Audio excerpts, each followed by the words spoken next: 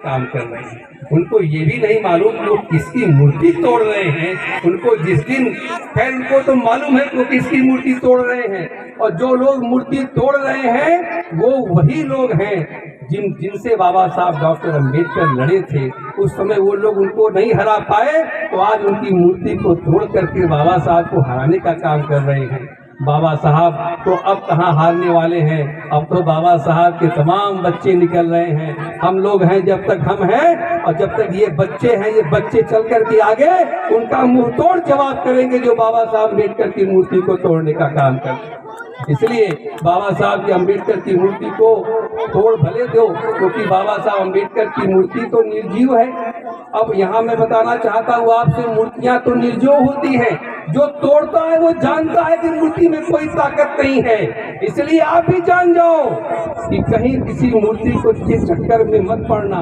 कोई भी मूर्ति हो, किसी मूर्ति से डरना मत, बल्कि मूर्ति में जो विचार होती है वही, उसी से आपको प्रेरणा मिलती है।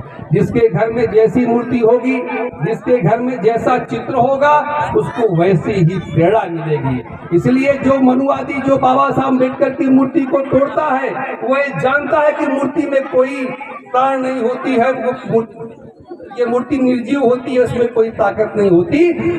उसी तरह आपको भी ये समझना पड़ेगा, आपको भी ये जानना पड़ेगा कि जहाँ जहाँ मंदिर मस्जिद में जहाँ जहाँ मूर्तियां हैं, उसमें भी कोई प्राण नहीं है, उसमें वो भी सब निर्जीव है। इसलिए जिस तरीके से वो लोग बाबा साहब अम्बेडकर की मूर्ति को तोड़ने का काम करते हैं, मैं तो ये नहीं कहूँगा कि आप भी उनकी मूर्तियों को तोड़िए, बल्कि आप मन से और विचार से बाबा साहब डॉक्टर अम्बेडकर के विचारधारा को अंगीकार कर लीजिए, ताकि भविष्य में फिर वो बाबा साहब अम्बेडकर की मूर्ति को तोड़ने की हिम्मत न कर सके। साथियों, क्या मुझे समय है थोड़ा सा? हाँ, बाबा साहब डॉक्टर अम्बेडकर की मूर्ति को तोड़ने वाले आज राम राज की स्थापना के लिए आतंक मचा रहे हैं, तो दूसरी तरफ बाबा साहब डॉक्टर अम्बेडकर की विचारधारा को खड़ा करने वाले, बाबा साहब अम्बेडकर को मानने वाले समता, न्याय, बंधुत्व, दया, मैत्री, करुणा पर आधारित समाज बनाने के लिए निकले हैं। एक तरफ बाबा साहब अम्बेडकर की मूर्ति तोड़ने वाले राम राज की स्थापना कर रहे हैं, तो दूसरी तरफ बाबा साहब को मानने वाले समता, न्याय, बंधुत्व, दया, मैत्री, करुणा पर आधारित समाज निर्माण के लिए सोच रहे हैं। एक तरफ कहा जाता है कि राम राज, कहते हैं राम राज कीजे बिनु मोहि कहाँ विश्राम, तो हम लोग भी कह सकते हैं अशोका राज लाए बिनु हम न करेंगे आराम। वो सम्राट अशोका का राज, जहाँ दुनिया में समता समानता था, सोने की चिड़िया कही जाती थी, इसे माननीय कांशीराम साहब ने भी कहा कि मेरे सपनों का भारत सम्राट अशोक का भारत। तो एक तरफ वो कहते हैं कि राम काज कीजिए बिनु मोहि कहाँ विश्राम, तो हम सबको भी ये मन में प्रण करना चाहिए कि अशोका राज लाए बिनु हम न करेंगे आराम। एक तरफ अन्याय, अत्याचार, शोषण, उत्पीड़न, जुल्म और जाति की धारा चल रही है। लोग धारा चला रहे हैं अन्याय, अत्याचार का, शोषण, उत्पीड़न, जुल्म और जाति का। तो एक तरफ हम लोग, आप सब लोग बाबा साहब के अनुयायी, भगवान बुद्ध को मानने वाले लोग समता, न्याय, बंधुत्व, दया, मैत्री, करुणा पर आधारित अपनी धारा चला रहे हैं। एक तरफ बाबा साहब अम्बेडकर की मूर्ति को तोड़ने वाले लोग हैं, तो दूसरी तरफ बाबा साहब अम्बेडकर की विचारधारा को खड़ा करने वाले लोग हैं। ये धारा चलती रही है सदैव से, सदियों से दो धाराओं पर लड़ाई होती रही है। बाबा साहब डॉक्टर अम्बेडकर ने बहुत पहले ही आगाह कर दिया था, ये लड़ाई कोई नई नहीं है, ये बहुत पुरानी लड़ाई है। ये वैदिक समय में विप्रो की चारवाकों से, उन्हों की भगवान बुद्ध से, और ये द्रोणाचार्य का एकलव्य से, राम का संभोग से, आश्रम परंपरा का शरण परंपरा से, जटाधारियों का बौद्ध भिक्षुओं से, ये लड़ाई सदियों से जो है चली आ रही थी। और ये पुष्यमित्र शुंग का मौर्य राजा वीरदत्त से ये लड़ाई बहुत लंबी है। ये वही लड़ाई चलती चली आ रही है। ये बाबा साहब का जो कारवां है समता, न्याय, बंधुत्व के लिए, ये वही लड़ाई है, वही धारा है जो धारा संभोग का था, जो धारा एकलव्य का था, जो मौर्यों का राजा का, जो धारा मौर्यों का था, ये वही बाबा साहब अम्बेडकर ये वही धारा लेकर के चल रहे हैं। इसलिए हम सबको कंफ्यूज नहीं होना है।